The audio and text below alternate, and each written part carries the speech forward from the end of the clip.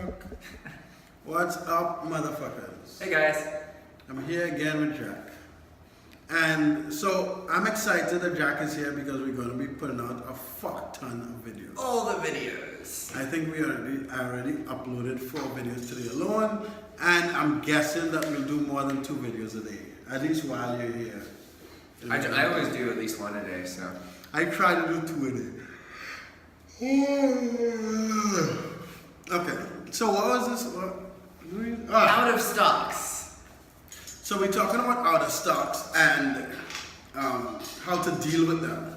So first of all, when you get you want to explain what an out of stock is? What an out of stock is? That's just when you get an order on eBay, and then you go to place the order, because you have a buyer who's expecting an item and they've given you money already, and then you're like, oh shit, this isn't for sale anymore.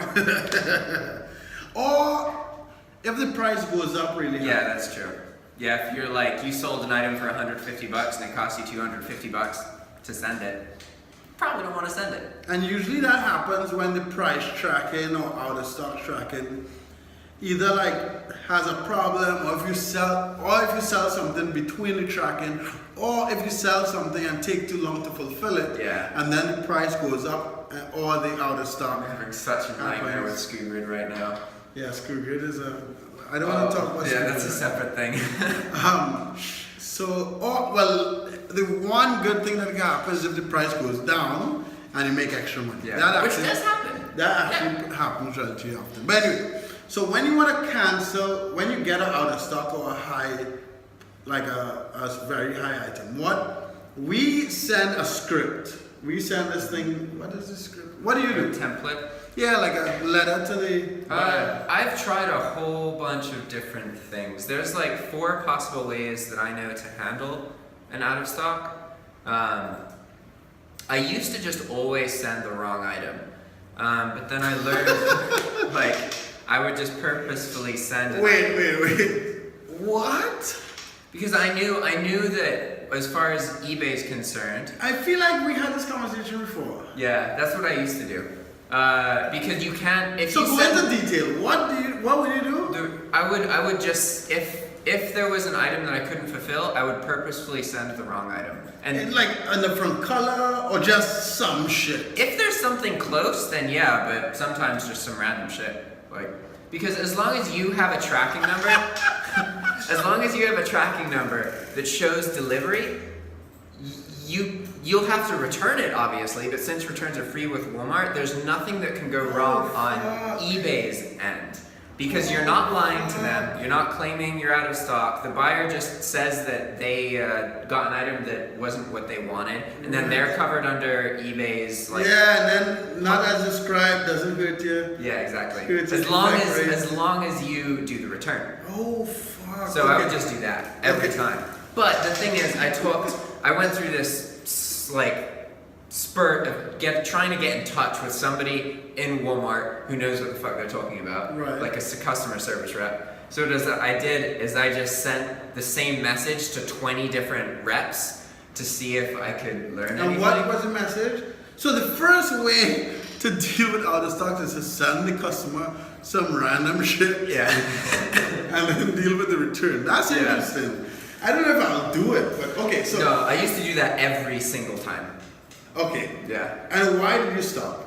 I stopped doing that because I learned that I want to be able to keep using Walmart. And when I sent out those messages to the customer service reps, one or two of them told me the variables that Walmart looks at when they're looking at your account. And one of the things that they said that they look at is the amount of returns that you have based on the order of items that you spent. And so I knew that if I continue doing that as a process, I could possibly be marked as a return abuser in Walmart's system.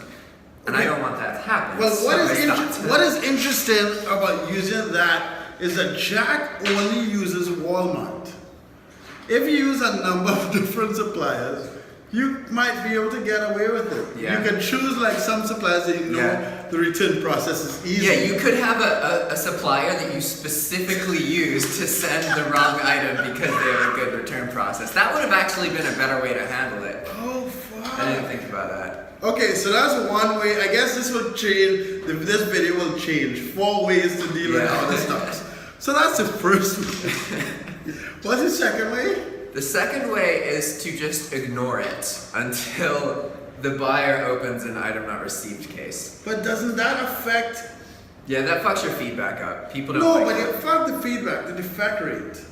No, No, it doesn't. No, there's only 2 things that. Yeah, that doesn't. So okay, so the second way you deal with out of stock is just to ignore it.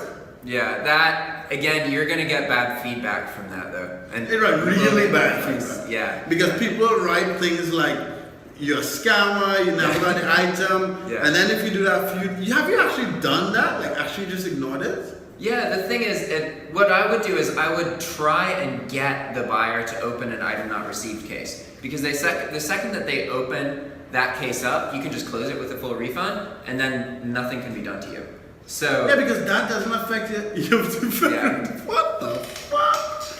the worst thing you can do. Okay, that's the second way. Now what's the third way? Well, what's the worst? Is the Yeah, worst way one of the 4 ways? Yeah. That Okay, was, so No, maybe that should be. Anyway, the worst thing you can do is go into eBay, click cancel because I'm out of stock.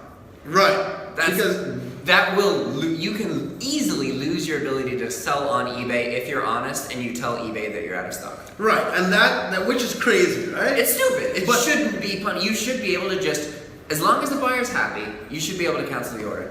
Right, but the reason why they're doing this is because Amazon is a lot. I talked to eBay rep when they first started this like 2-3 years ago, Yeah.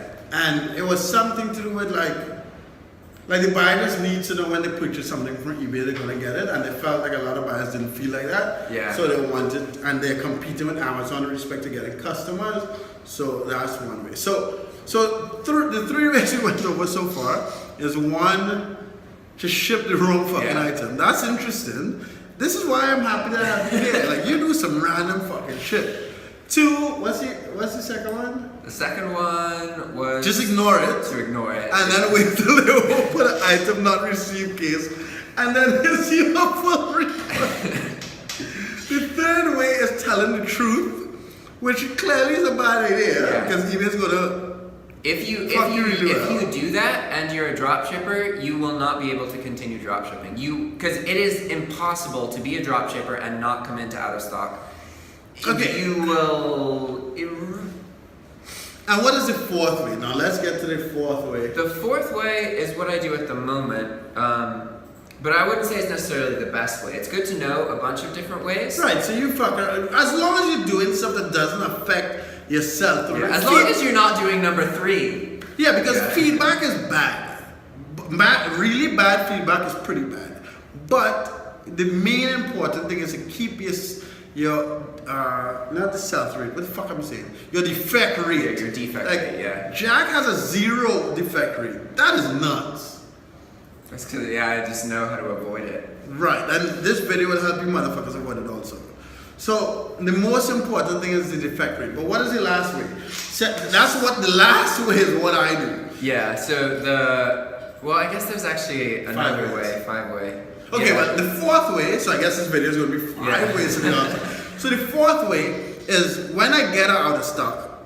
Okay, so me personally, I try to keep, well not me because I don't do customer service on my account, but you want to try to have good customer service at all times. Because even when you have an out of stock or when you have an item that's defective or any problem, once you stick to keeping good communication with the customer, it's another human being on the other end, so they will usually get it, right? So they wouldn't file a case.